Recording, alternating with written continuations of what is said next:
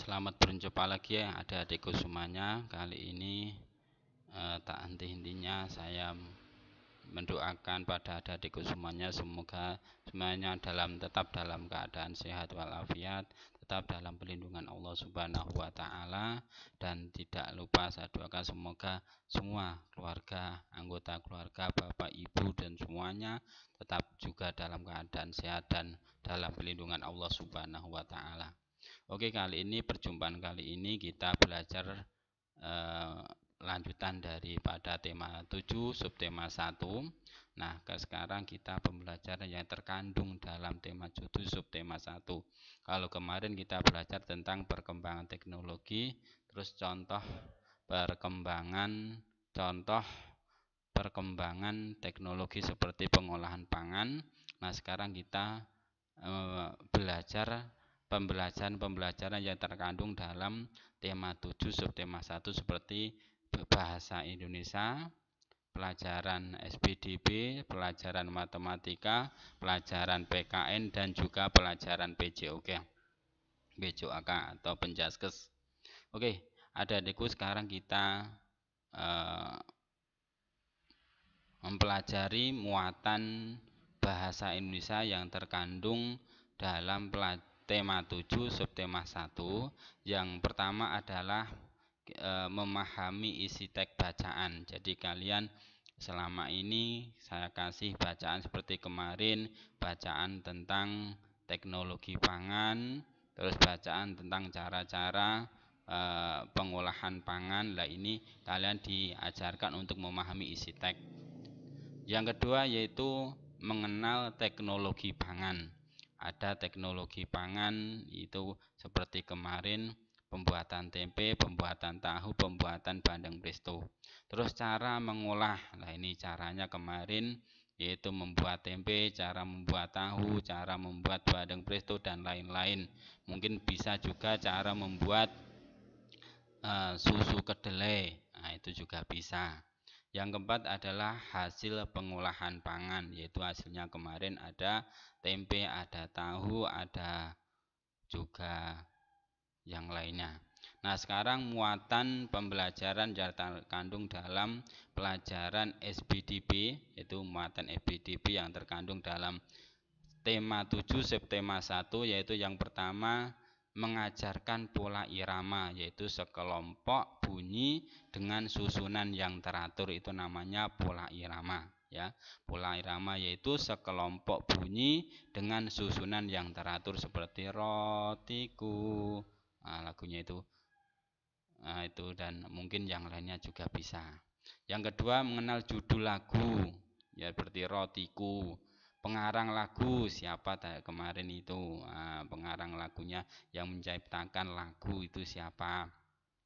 Yang ketiga ada alat musik. Nah, alat musik ini yang kalian kenal saat ini adalah alat musik ritmis dan alat musik melodis. Alat musik ritmis ini kayak apa, yang alat musik melodis seperti apa, nah, kalian juga harus memahami. Yang keempat yaitu cara memainkan alat musik ya. Ada yang ditekan, ada yang dipukul, ada yang cara yang dipetik dan lain sebagainya. Nah, sekarang muatan pelajaran PKN. Pokok keberagaman di rumah, ada di sekolah, terus di masyarakat. Ini jadi muatan pelajaran PKN itu adalah keberagaman di rumah, di sekolah, di masyarakat. Keberagaman di rumah misalnya ayah suka sarapan nasi goreng dan telur mata sapi. Ibu suka sarapan minum teh hangat dan roti bakar. Kakak lebih suka sarapan nasi sama daging ayam. Sedangkan saya lebih suka sarapan minum susu dan kue lapis. Lah ini kan macam-macam. Jadi enggak semuanya itu sama, jadi harus saling menghormati. Oh, ayah ternyata suka nasi goreng, ibu sukanya cuman teh hangat sama susu, kakak cuman suka sarapan nasi biasa tapi lauknya ayam, sedangkan kalian mungkin sukanya yang lain, mungkin mie atau apa. Itulah keberagaman di rumah itu mesti enggak sama ya.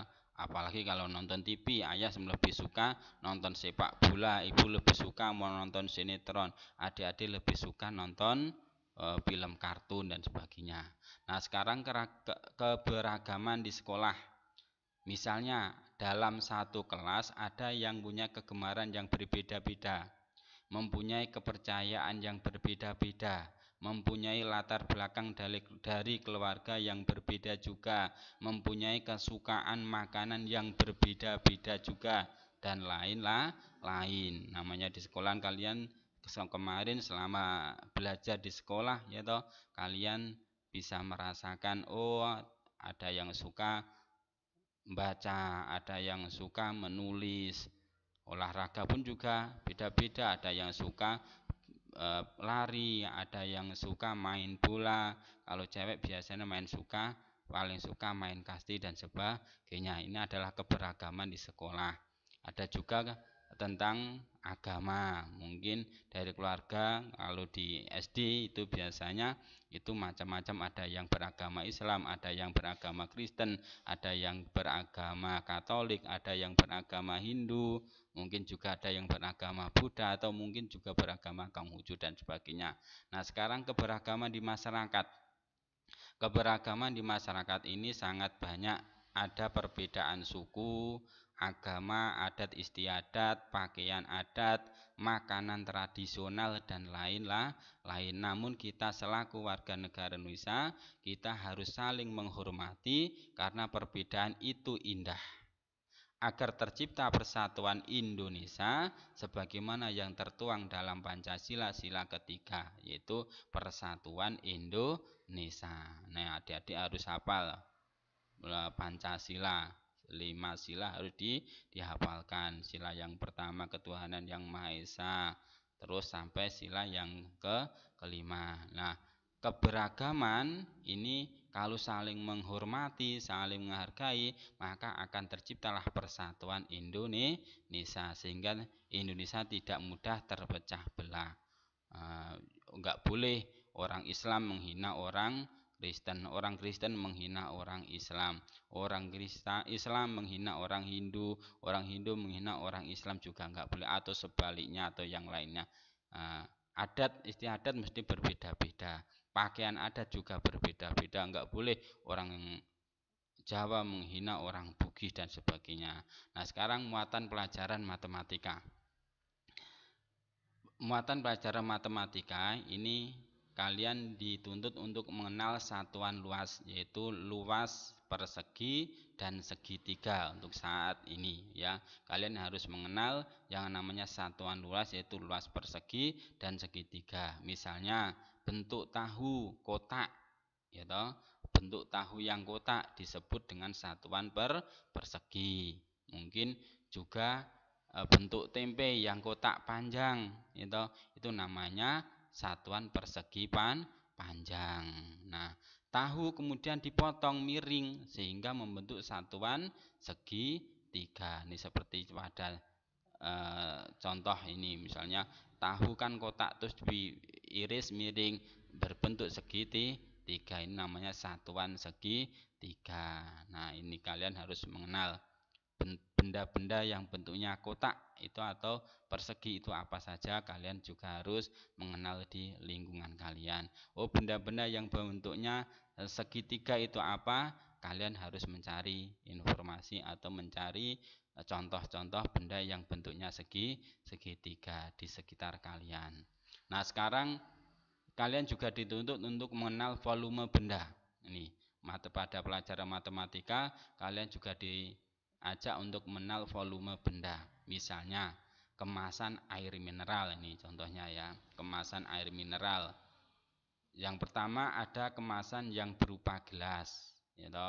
Kalian pernah minum aqua atau mungkin club atau yang lain, tapi kemasannya bentuknya seperti gelas. Terus ada juga kemasan yang berupa botol kecil, botolnya kecil, isinya mungkin lebih banyak daripada gelas. Ada juga kemasan yang berupa botol tanggung dan ada juga kemasan yang berupa botol besar. Bahkan ada lagi kemasan dalam bentuk galon besar. Itu juga ada. Nah, ini namanya volume benda. Nah, ukurannya tentunya beda-beda, isinya juga akan beda-beda. Semakin besar, maka isinya semakin banyak. Semakin kecil, berarti isinya semakin sedikit. Ini volume benda.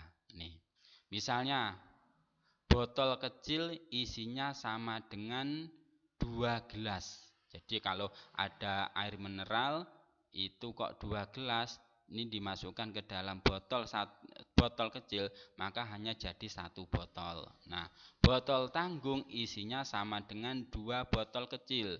Nah, kalau ada botol tanggung yang kosong kok diisi dengan isi botol kecil, maka kalau ingin penuh harus diisi dengan 2 botol kecil baru bisa penuh. Terus botol besar isinya sama dengan 3 botol tanggung. Nah, maka bisa dikatakan 1 botol besar sama isinya dengan 12 gelas. Nah, nih, jadi 1 botol besar sama isinya dengan 12 gelas. Karena apa? 1 botol besar ini isinya sama dengan 3 botol tanggung. Padahal 1 botol tanggung isinya ada 2 botol kecil. 1 botol kecil isinya 2 gelas. Ini contoh volume benda. Nah, kalian bisa mencari atau mempraktekkan tersendiri. Yang kedua, muatan pelajaran PJOK. Muatan pelajaran PJOK ini adalah kalian belajar berenang. Nah, yang pertama keseimbangan tubuh dan keselamatan diri. Jadi kalian kalau berlatih berenang, ingat jagalah keseimbangan tubuh kalian dan keselamatan diri. Ini penting, jangan sampai belum bisa berenang tapi tahu-tahu sudah di tengah kolam. Nanti kalau enggak ada yang menolong bisa tenggelam. Nah, ini penting. Yang kedua adalah gerak dasar renang mengapung.